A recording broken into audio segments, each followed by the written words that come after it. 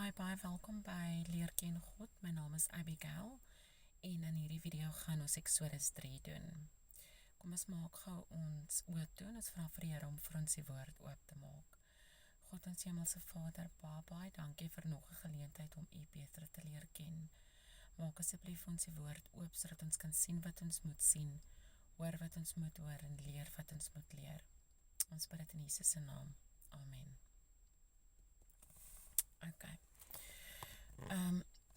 Die roeping van Moses, Exodus 3. En Moses het die kleinvee opgepas van sy skoonvader Jethro, die priester van Midian. En toe hy die kleinvee agter die woestyn gedryf het, kom hy by die berg van God, by Horeb. Daarop verskyn die engel van die Here aan hom aan 'n vuurvlam uit 'n doringbos. En toe hy weer sien, brand die doringbos in die vuur, maar die doringbos word nie verteer nie. So die engel van die Here het aan hom verskyn in die doringbos. Vers 4. Toe die Here sien dat hy nuuskierig naderkom, roep God na hom uit die doringbos en sê, Moses, Moses, en hy antwoord, hier is ek. So eerste verskyn die engel van die Here aan hom. En soos dit vir my klink, dis dit nou nie meer die engel nie, dis dit God. Vers 5. En hy sê, moenie naderkom nie, trek jou skoene van jou voete af, want die plek waarop jy staan is heilige grond. Verder sê hy, ek is die God van jou vader, die God van Abraham, die God van Isak en die God van Jakob. Toe het Moses sy aangesig verberg, want hy was bevrees om God te sien.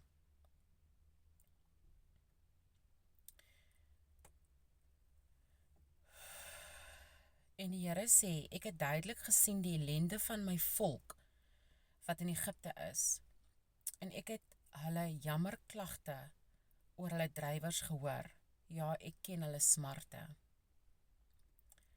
Vers 8. Daarom het ek neergedaal, om hulle uit die hand van die Egiptenaars te verlos, en hulle te laat optrek uit daardie land na 'n goeie en wye land, na 'n land wat oorloop van melk en honing, na die woonplek van die Kanaaniete en die Hetiete en die Amoriete en die Feresiete en die Hewiete en Jebusiete. En nou, kyk, die jammerklagte van die kinders van Israel het tot by my gekom. Ook het ek die verdrukking gesien, waarmee die Egiptenaars hulle verdruk. Gaan dan nou heen, dat ek jou na Farao kan stuur, en lei my volk, die kinders van Israel, uit Egipte uit. Maar Moses het tot God gespreek, wie is ek, dat ek na Farao sou gaan, en dat ek die kinders van Israel uit Egipte sou lei.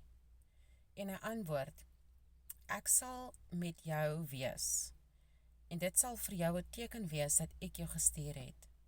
As jy die volk uit Egipte gelei het, sal julle op hierdie berg God dien.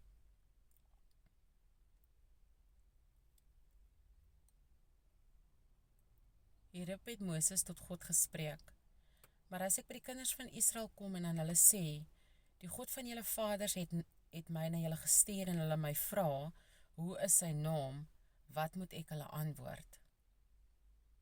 Nou, kom sal Moses sê, wat is sy naam, hoe is sy naam? Almal weet is God. Maar onthou julle toe,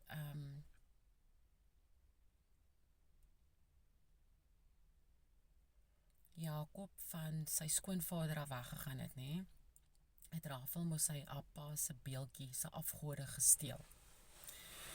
So, dalk het Moses gedink, die mense sal dalk praat van 'n ander God, nê? Vers 14. En God sê vir Moses, ek is wat ek is. Ek is wat ek is.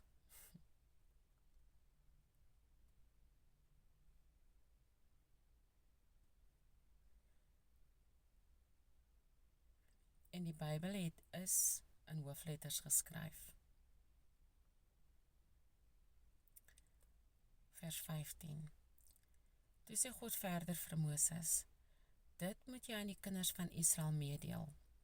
Die Here, die God van julle vaders, die God van Abraham, die God van Isak en die God van Jakob, het my na julle gestuur. Dit is my naam vir ewig. En dit is my gedenknaam van geslag tot geslag. Gaan heen en versamel die oudstes van Israel en sê vir hulle: Die Here, die God van julle vaders, het aan my verskyn. Die God van Abraham, Isak en Jakob en het gesê: Ek het terdee ag gegee op julle en op wat julle in Egipte aangedoen is. Daarom het ek besluit, ek wil julle uit die ellende van Egipte laat optrek na die land van die Kanaaniete en Hetiete en Amoriete en Feresiete en Hewiete en Jebusiete, na 'n land wat oorloop van melk en honing. En hulle sal na jou luister. Dan moet jy met die oudstes van Israel na die koning van Egipte gaan en julle moet vir hom sê: Die Here, die God van die Hebreërs, het ons ontmoet. Laat ons dan nou tog 3 dagreise ver die woestyn intrek en aan die Here ons God offer. Maar ek weet dat die koning van Egipte julle nie sal laat gaan nie, ook nie deur 'n sterke hand nie. En ek sal my hand uitstrek en Egipte met al die wonders tuister wat ek daarin sal doen, en daarna sal hy julle laat trek.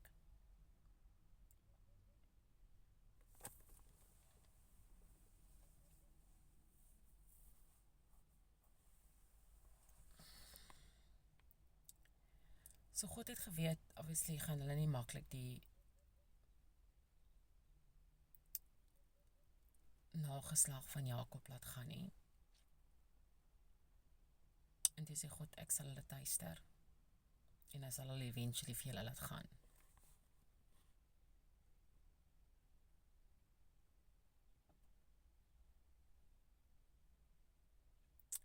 Vers 21. En ek sal aan hierdie volk guns verleen in die oë van die Egiptenaars, en as julle dan trek, moet julle nie met leë hande trek nie. Maar elke vrou moet van haar buurvrou en van haar wat in haar huis vertoef, silwer en goue voorwerpe en klere eis. En julle moet